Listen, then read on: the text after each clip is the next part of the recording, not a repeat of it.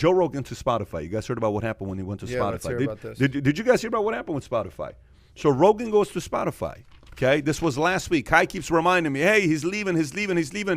And he even showed me his new set, which is sick. I don't know if you've seen his new set, Rogan's new set. Really cool new set. If you want to put it up and show it. Put that up, Kai? Yeah, I love his new set he's got. Obviously, it's here in Austin, is it not? Press the new set. Press images. Let's see if images. Right there. That's one. That's second right there. So that's kind of how they're putting the set together. It's not over with yet. Obviously, they have the new one you can see, I think, on his Instagram post.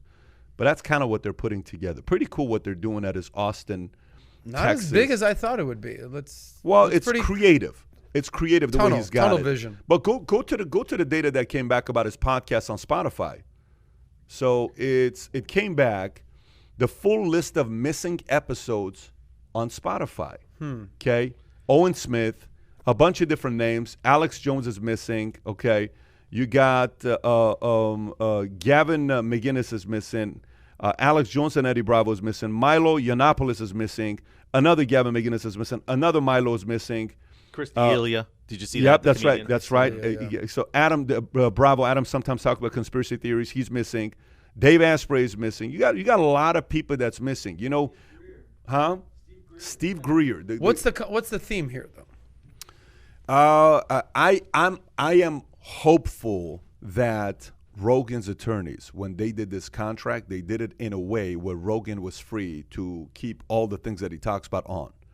Because if they control him, I don't think Rogan's the kind of guy that's going to be okay with that. No. I just don't think it's going to work out with Rogan. But you cannot put a Tasmanian devil in a cage. You cannot do that with a guy like that. Rogan's got opinions. He's going to get his opinions heard. I mean, his deal was $100 million. It's not like he wasn't making a lot of money, or he probably could have made close to that. Did you remember what Bill Simmons from ESPN, then he started The Ringer? You know what he sold to Spotify? $200 million. $200 million. Unbelievable money Bill that's Simmons thrown was around. more than Rogan? Yeah. Bill Simmons but was more than Rogan. He had a network of podcasts through The Ringer, so there was multiple, and he had a lot of people. But he made $200 million. One of the most annoying guys in sports, by the way. Bill Simmons? Very annoying. But people have Brilliant listened. guy, though. No one's. I didn't say he's not brilliant. Why is he annoying? Because what I mean by annoying is not from my end.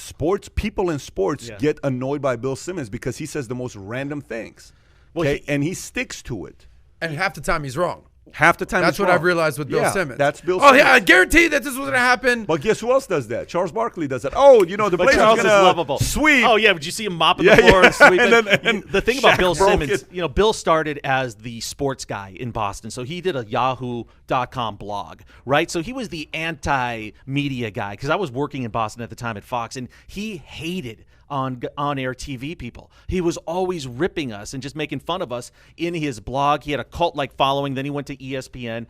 People loved him for his writing. And then now he was ahead of the game, though. I got to give him credit. In 2014, he understood what was going on with the blog or with the podcast and really got it going at ESPN. And then when he started The Ringer, that was the main part of their business. I think the print or the online version of the articles is just, to support it. But $200 million. But, I guess you need a deep dive to just see what everybody was talking about here on these episodes with Rogan. But there's nothing he wouldn't know going into this new deal with Spotify, right? Yeah, that's the deal. I'm a little concerned about that because I don't know about not keeping those on. Those are some of the best ones he's done that the viewers were talking about. You're going to take those off because he's They took off the one where Joey Diaz says what he used to do with comedians back in the days. I don't know if you've heard that. With female ladies say you'd come and do this and you get 10 minutes to talk. And they took that one down because it's offensive. I think the common theme here is they took off the controversial stuff. This isn't a left or right thing. Right. Because you got Nick Kroll on there who's a liberal Hollywood, actor. So, you've got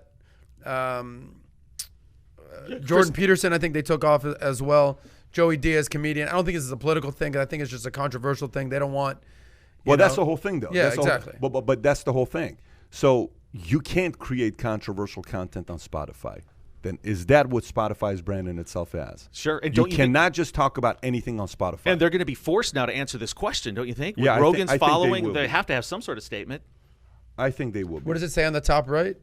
Rogan's podcast is moving exclusive to Spotify after signing a $100 million deal, and his fans are not happy about what episodes are being left behind during the transition. So, just to be clear, we're not going to see any Rogan on YouTube moving forward. Only short clips based on what Kai's telling me. I've also heard that it's going to be a segue from it's still apparently on YouTube, but then it's going to be a segue. But by the end of the year, it I heard So new December is the episodes? last December. It goes 100% Spotify.